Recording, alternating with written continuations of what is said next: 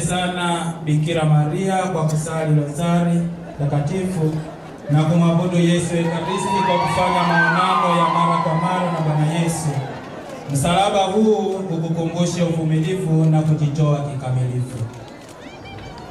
Anafuata Mtakatifu Teresa wa Calcutta, pendo na kuwapatia mkate wao wa kila siku. Maria kwa zawadi ya rozari takatifu. Huyu ni Bikira Maria wa rozari takatifu. Kwa zawadi ya rozari hiyo anasema, ukitaka upendo uenee duniani na amani tawale ulimwenguni, wakumbushe daima watu wote kusali rozari kila wakati.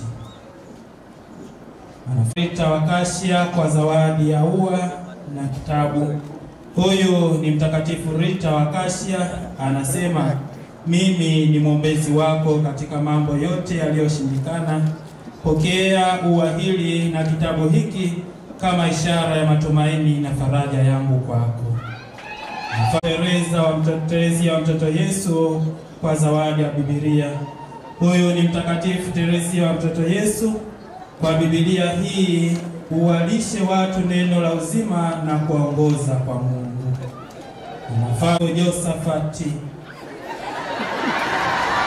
Huyu ni Mtakatifu Josafati, anakupa kitabu cha sala akikusihi umtegemee Mungu kwa kila kitu, na sala iwe ndio chakula chako na unyenyekevu mbele ya Mungu. Asante.